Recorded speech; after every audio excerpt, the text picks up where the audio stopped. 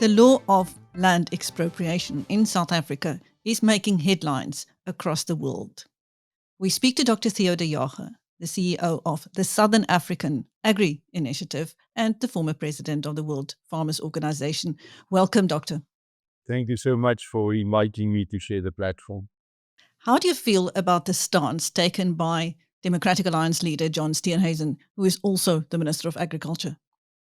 Well, I've spoken to some of his colleagues in the DA over the last few hours about this, and it seems that they are very concerned that Trump might make a few wild leaps and in the process hurt us by canceling the AGOA privileges we have. And of course, farmers will really get hurt, especially in the wine industry, the fruit industry. We export a lot of processed fruits too.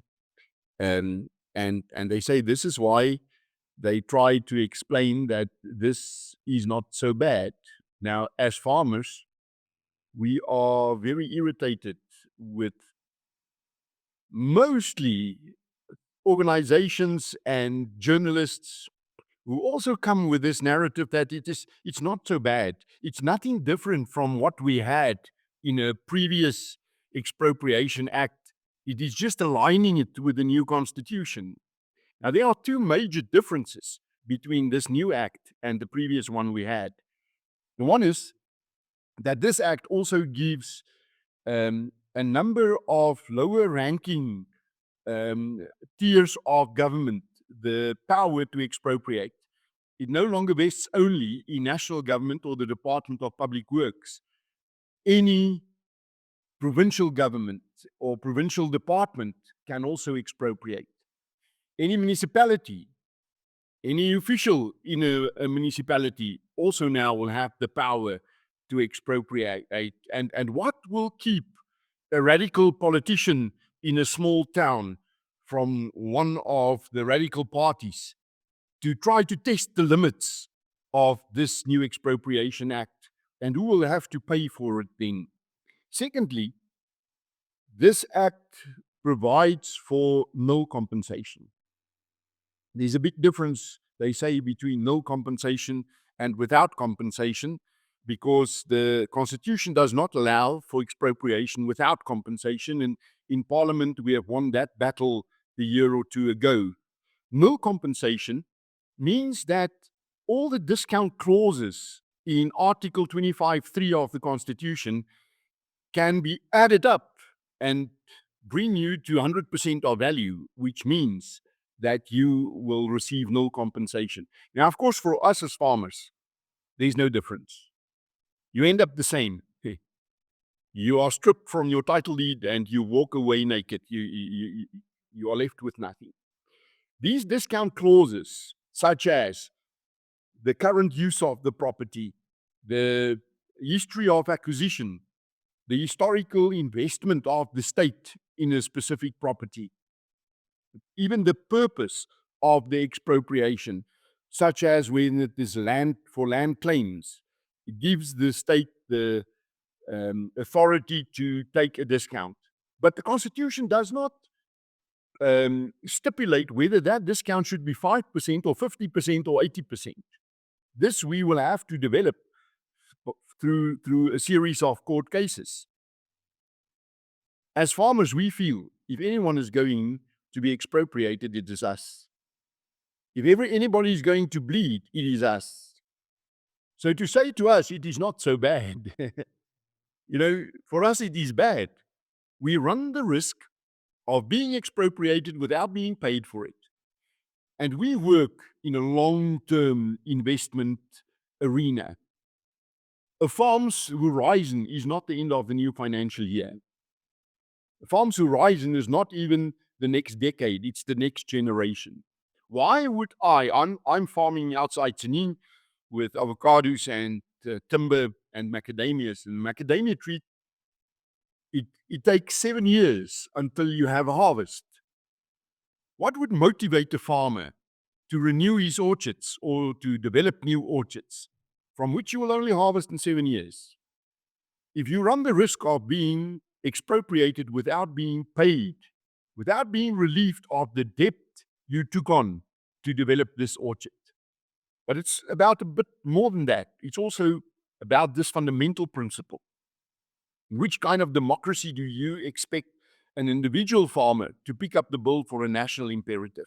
What is wrong with market-related compensation? Why not just pay the farmer market-related compensation and let the fiscus carry the burden of paying for it, bringing it to the shoulders of the whole of society and not an individual?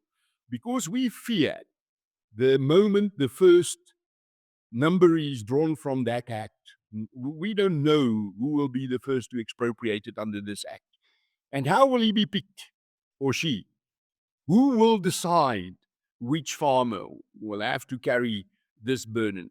And for us, there's no good news about it. There's no way, as farmers, we can welcome the enactment of this act. Now, the government has blamed AfriForum statements for contributing to Trump's decision to move against South Africa over this law. What do you say? Well, I cannot speak for AfriForum, but AfriForum was good for us as farmers in the history, in the run-up to this. Because government also says no farmer has been expropriated. It's not true that there has been any land grabs. That's false news. We've seen this movie before, we've gone through it. We've paid the price. In 2017, in December 2017, the ANC decided at its Nasrec conference that it will change the constitution to allow for expropriation without compensation. And already at that meeting, 4 ministers referred to a list of farms to be expropriated. And they said there are 195 of these farms. In the next 12 weeks, 4 more ANC ministers referred to this list. And then AfriForum leaked a list. And it was the same number of farms on the list. And of course, the ANC denied that this is the authentic list. We were, actually at the time, AfriForum was also bashed by farmers' organizations saying they have been irresponsible to release this list. But the next thing, the day before Good Friday, on the Thursday before Easter weekend, one of our members in organized agriculture in Limpopo, Johan Steenkamp, was expropriated on his farm Akkerland at 3:45 in the afternoon. And you know that act reads that the moment you receive your letter, from that moment on, you are no longer the owner. But he was granted 7 days to take off all his movable assets. Now, this is a 2,000-hectare game farm. How do you remove all your gain in 3 days? Because 4 of the 7 days is Easter weekend. Where do you find a judge over Easter weekend to hear you on an urgent basis? But we did. We got a judge, and he said that Johan Steenkamp can remain on the farm until court can hear the merits of this expropriation. The difficult part was we had only 2 weeks to file this case. And for that, we needed about R750,000, which we did not have, and which this Steenkamp family certainly did not have. So we knocked on every door we knew to try to raise the money. And 2 or 3 days before the deadline, AfriForum came to our assistance and said that they would stand security for this loan, AfriForum and Solidarity. That enabled us to fight this thing in court. And on the 3rd of September in 2018, we won that case with a cost order against the minister and the registrar of deeds. The registrar got only 48 hours to return the title deed to the Steenkamp family, and also a cost order against the Land Claims Commissioner because the judge found that there were no land claim. It was fabricated. There was not even a land claimant, such as the one in whose favor Ackerland was expropriated. And until this day, we could not recover more than about half of the money because you never get all your money back. And the fact is, Ackerland learned us so many lessons. It taught us when it happens to you, you're on your own. All of these people who say nothing to fear, it will not happen, they are nowhere to be seen once it happens. Secondly, it costs a lot of money. It is very hard for an individual to take up this burden. If farmers don't stand together, they are delivered. But thirdly, you cannot just assume that you work with honest officials who really have the best interest of the state and the nation at heart. And I'm afraid this new act really lends itself to abuse. What do you make of the role of Elon Musk? President Cyril Ramaphosa called him yesterday to try and do some damage control. Well, you know, Elon is his own man. He doesn't owe anyone anything. We have seen his irritation with the rollout of Starlink all across our region. I actually had to do with it a bit next door in Zimbabwe. SAAI is also the biggest representative of farmers who lost their land in Zimbabwe. And we go there very often.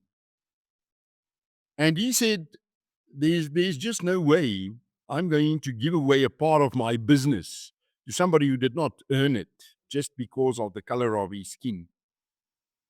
He cuts down to the bone, to the very principle of things. And although he is under severe criticism, majority of farmers welcome the way he is shaking the cage at the moment, shaking out all the paraphernalia to get to the bottom, to the principle of things. And I think there are three things which where he is really touching a nerve. The one is the issue of race. 30 years after democracy, why do we still have so many race-based laws? And what about the people who are discriminated against, especially young people? There are people who are well established in careers who were born after democracy. Why must they still carry the burden of transformation? And then the fact that transformation did not get us very far. We are heavily criticized in SAAI for rejecting the agricultural master plan. And we are rejecting it because in that master plan, the word transformation appears 92 times, but it does not even mention profitability of farms, sustainability of farms. If a farm is not profitable, what do you want to transfer or to transform? Or if it's not sustainable, what is there to transform? In the mind of a farmer, if you have an enterprise where transformation is more important than profitability, you end up with something like Denel or SAAI, and we don't want to take agriculture there. If transformation is more important than sustainability, you end up with something like Eskom or SABC. And farmers say, we don't want agriculture to go there. We're not against transformation, but we are most certainly against the way it had been implemented. And we do not have good examples of where this road is taking us. We need a radical rethink of what we call transformation and at whose benefit it is. How much of transformation reached the poorest of the poor? How much broad-based is there in BBBEE? And we feel it takes somebody like Elon Musk and a Donald Trump to ask these difficult questions and to demand that they are being answered. Doctor, meanwhile, how are farmers preparing right now for the probable and possible implementation of this law? Well, the next thing, the farmer will be expropriated somewhere, and we don't know who he or she will be. We only know once it happens, all the vaguenesses, all those discount clauses to which there is no numbers or percentage attached to it, it will be determined in that first court case. So that first victim will bear the brunt on behalf of all other farmers. And we are at the moment discussing with a number of other civil society structures in the business space, organized business, in the space of organized employers, to set up a fund to make sure that we will be there and that we can be there to assist that first victim. And in the meantime, we must push. We need everybody's weight in this scrum now. We must push back. We must try to get this act to go back to Parliament and to be changed. We need just and equitable compensation and equal citizenship, very similar to the demands of farmers in Zimbabwe.